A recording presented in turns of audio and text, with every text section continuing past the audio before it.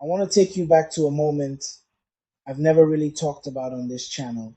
Not a high reading, not one of those weird spikes after dinner I've shown you in past videos, not the sensor beeping at me at 2 in the morning, just me, sitting in my car, in the parking lot, right after leaving my doctor's office.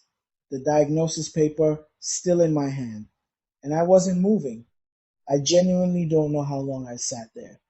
It could have been 10 minutes or even more. I remember the guy parked next to me when I pulled in was gone by the time I noticed, and somebody else was there. So, a while. Long enough for that. What I remember is that the world just kept going. Cars pulling in and out. Some woman walked past with grocery bags and one of those reusable ones from Trader Joe's. There was music playing somewhere, I think, from another car, and I couldn't tell what the song was. And I just sat there with this piece of paper telling me that something about my body had fundamentally changed, and I had no idea what that actually meant for the rest of my life. Type 2 diabetes, that's what the paper said. And in that moment, those three words felt like a door closing. You know what's weird? My first thought wasn't even about my health. It was about my grandfather. He had diabetes when I was a kid and had sores all over both legs. I hadn't thought about him in probably 35 years, and suddenly that's where my brain went. Grandpa's sores. That's how my brain decided to handle this, by going straight to the worst thing I'd ever seen. Then I thought about my diet, about what I'd have to give up, about whether I'd end up on insulin, about my kids, about whether this was somehow my fault all those years of not paying attention, about every story I'd ever heard about someone who let diabetes spiral and what happened to them, amputations, kidney stuff, the vision thing, all of it. Nobody prepares you for the weight of that moment. And look, the doctor was kind. He really was. He explained what he could in the time he had. He gave me a pamphlet and said the words, manageable condition. But there is a gap, a huge gap, between leaving that office and actually knowing how to live inside this diagnosis. And for me, that gap felt enormous. Like I was standing on one side and the life I was supposed to be living was on the other side, and nobody had built me a bridge. My partner drove me home, and I did what literally everyone does. I opened my laptop and I started researching everything. I read things that scared me, I read things that contradicted each other. I found a forum where a guy was eating only meat and saying his A1C was 4.9 and he felt amazing. I found another forum where someone said that guy was killing himself slowly. I read an article that said oatmeal was great. I read another article same day that said oatmeal was basically dessert. By midnight, I knew about 50 new words about diabetes, and I understood almost nothing about my own body. And I also couldn't sleep, which, as I later learned, is also bad for blood sugar. Cool. Awesome start. Here's what I wish someone had told me that night. The fear doesn't go away when you find answers. The fear goes away when you start finding your own evidence. And that evidence, my evidence, was still months away from me. In the weeks after my diagnosis, I tried. I really did try to do everything right. I changed what I was eating. I cut out the obvious stuff, first soda, the late night snacking, the random handfuls of candies at the office. I started walking more, not training for a marathon walking, just walking around the block, to the mailbox the long way, whatever I could do. I read about glycemic index and portion sizes, and which carbs were supposedly better than other carbs. I had my partner buy one of those little kitchen scales because some article said to weigh my food, and I thought, okay, fine, I'll weigh my food like a contestant on a cooking show. And I had absolutely no idea if any of it was working. That's the thing nobody talks about. You make all these changes in the dark. You feel like you're doing something, you're eating differently, you're moving more, you're thinking about every meal, but there's no feedback, no signal, nothing that tells you whether you're actually moving the needle or just spinning in place, feeling exhausted. My next A1C test was 3 months away. 3 months. And between that diagnosis and that test, I was essentially just hoping, making educated guesses, following general advice designed for the average diabetic, not for my body, not for my meals, not for my schedule, not for my specific patterns. I remember one week where I ate almost perfectly by every guideline I'd read, and I felt worse than before I started. More tired, more anxious, more certain I was doing something wrong, even though I couldn't tell you what. My partner told me at one point and just said, I think you are doing this wrong. And I couldn't even answer her because I didn't know what I was doing in the first place. That's a particular kind of suffering. You're trying your absolute best and you literally cannot measure it. And then at one of my follow up appointments, my doctor mentioned a continuous glucose monitor. And I want to tell you honestly, my first reaction was no resistance, hard pass, because part of me didn't want to know. There's something about putting a sensor on your arm that makes the diagnosis feel real in a different way, a way you can't ignore. Before the CGM, diabetes was a number I saw every few months, a lab result, abstract, almost theoretical. After the CGM, it was going to be a live number on my phone all day, every meal, every walk, every night. I took the CGM prescription anyway because doctor gave me a free sensor to start with. We applied that first sensor standing in my doctor's office, peeled off the backing, slapped it on the back of my arm. It didn't even hurt, which somehow made it worse. Like, shouldn't this hurt? This is supposed to be a big moment. Nope, just a little click.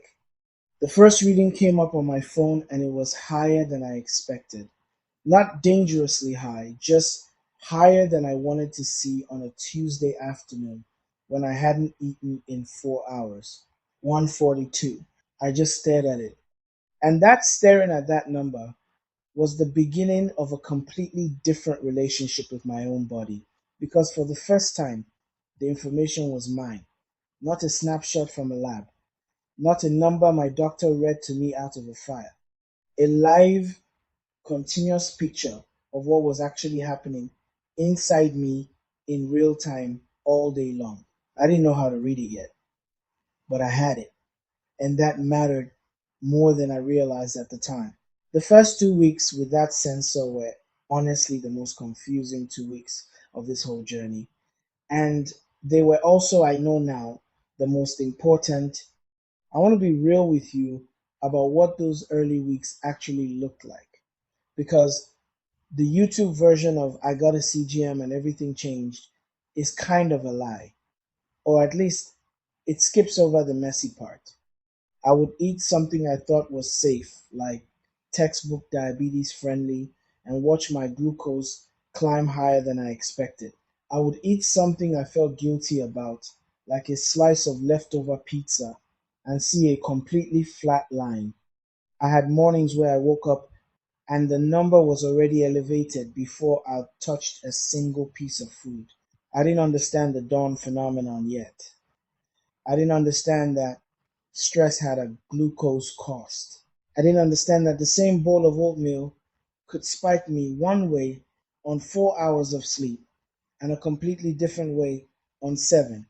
I didn't understand that walking for 10 minutes after a meal was doing something measurable, something I could literally watch on the graph. I just thought walking was like generally good for you. The way you think vitamins are good for you. I understood none of that. None. I just had numbers. Lots and lots of numbers.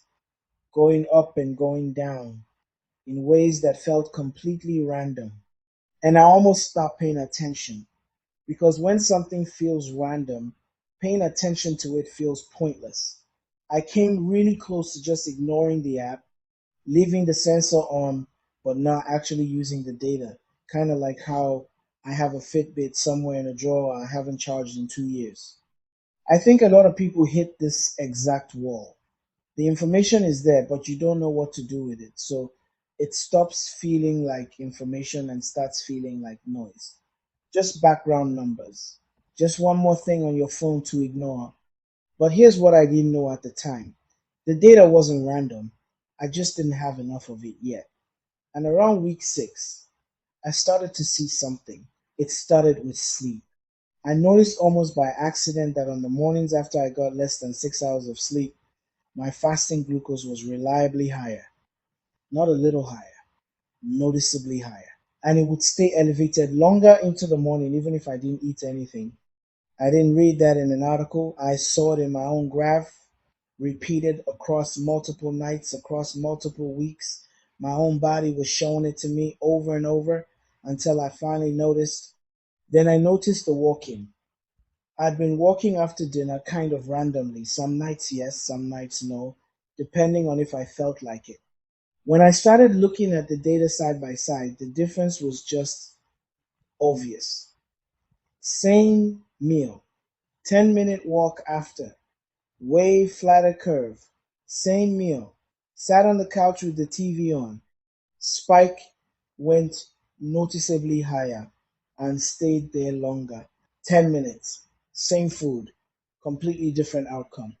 Honestly, it kind of made me mad because doctors had been telling me exercise is good my entire life, and nobody nobody had ever said a 10-minute walk after dinner will flatten your blood sugar curve so dramatically you'll see it on a graph.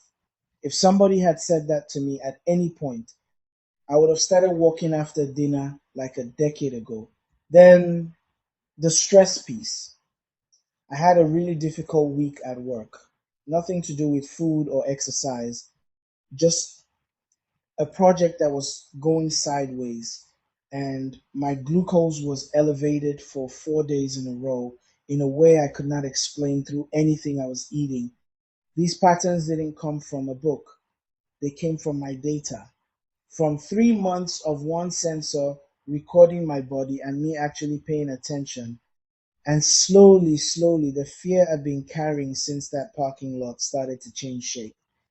It stopped being this big fog around me and started becoming something I could actually see, something I could work with.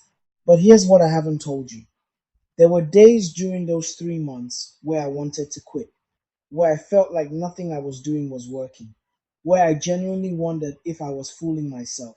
I want to talk about this part because I think it's the part most people don't talk about. There were days where I did everything right, slept well, walked, ate carefully, said no to things I wanted, and the numbers were still bad. Days where my sensor said hi before I'd done anything that should have caused it. Days where I looked at the graph and just felt completely defeated. I remember one specific afternoon, about 6 weeks in. I'd had a really good morning, a really careful lunch, and I was feeling like maybe I was starting to get a handle on this. And then my glucose just spiked for no reason I could identify. I was sitting still. I hadn't eaten in 3 hours. I was literally just reading a book. And I sat there and I thought, what is the point of any of this? I almost took the sensor off that day. Not because it wasn't working, just because I was tired. Tired of watching, tired of tracking, tired of trying, tired of caring. I didn't take it off, but not because I had some inspiring moment of motivation. I kept it on because I'd already put it there, and taking it off felt like giving up in a way I wasn't quite ready for yet. And I'm so glad I didn't, because those unexplained spikes eventually showed up in a pattern too. They lined up with stress, with poor sleep, with certain foods I hadn't realized were affecting me, and that pattern pointed to something I was actually able to address. The data you almost stop collecting is sometimes the data that matters most. 3 months after I started, blood draw, a 1C test. I sat in that waiting room with the bad magazines and the TV playing HGTV on mute, and I honestly did not know what I was about to hear. I want to try to describe what it felt like to wait for those results. Because by that point, I had done everything I knew how to do. I'd tracked every meal, I'd walked when I didn't feel like it, I'd prioritized sleep in a way I never had before in my entire adult life. I'd watched my glucose respond to stress, to rest, to food, to movement for 90 straight days. And now I was going to find out whether any of it had actually mattered at the level that counts. The doctor came in, pulled up the results, read the number. My A1C had dropped. It had dropped enough that she actually said, "Wow," out loud.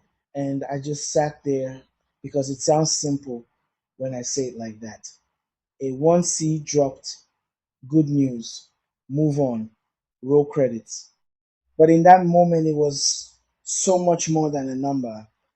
It was 3 months of showing up every single day. Even the days I didn't want to, even the days the data confused me, even the afternoon I almost ripped the sensor off and didn't. It was every walk I didn't want to take, every time I said no to the bread basket at a restaurant, every night I went to bed at 10 instead of midnight because I knew what staying up would cost me the next morning. It was proof that what I was doing was actually working. Not someone else's protocol, not a generic plan designed for the average diabetic. Mine, specific to my body, built from my data. I don't cry a lot, asked my wife, but I cried in that office. Not a big cry, just eyes filling. The kind where you pretend you're tired and rub your face. And that's when something in me shifted permanently, not just about diabetes, about what it means to actually understand your own health. I am not cured. I want to be really clear about that. I still wear a sensor, I still track, I still have days where the numbers surprise me. Just yesterday, my glucose did something I still can't explain, but I am not afraid anymore. And the difference between those two things, afraid and not afraid, is not the absence of diabetes, it's the presence of understanding. When I was afraid, diabetes was something happening to me, something out of my control. A sentence handed down by a doctor in an office on a Tuesday. When I stopped being afraid, diabetes became something I was managing, something I understood, something I had real, daily, measurable influence over. That shift from victim to investigator is everything. You stop asking, why is this happening to me? You start asking, what is this specific reading telling me? And what is the smallest thing I can do about it right now? That question changes everything because it's answerable. Every single day, it's answerable. And every time you answer it, you get a little more of your confidence back, a little more of yourself back. Fear lives in the unknown. Data shrinks the unknown. That's the whole thing. That's what 3 months of one sensor did for me. This channel started because I sat in a parking lot and didn't know if I was going to be okay. 6 videos later, I can tell you I am okay. Not because diabetes went away, because I learned how to read it. Everything I've shared on this channel, the dinner spikes, the same meals with different readings, the sleep connection, the morning highs, the stress response, the walk that flattens the curve, all of it came from 3 months of one sensor and me actually paying attention. I turned all of that into a book. It's called Read Your Sugar. I tried to write it the way I wish someone had talked to me in that parking lot. Plain language, real data, no jargon. No, consult your physician on every other page. If you want to start understanding your own CGM the way I learned to understand mine, the link is right down in the description. And if these 6 videos have helped you at all, if even one of them made something click, please subscribe because I'm not done. There's more I want to share, and I want to share it with people who actually want to understand their bodies. You deserve to know what's happening inside you. Not in a pamphlet, not in a lab report you see twice a year, in real time, in your own data, on your own terms. That's what Read Your Sugar is about. That's what this channel is about. I'll see you in the next one.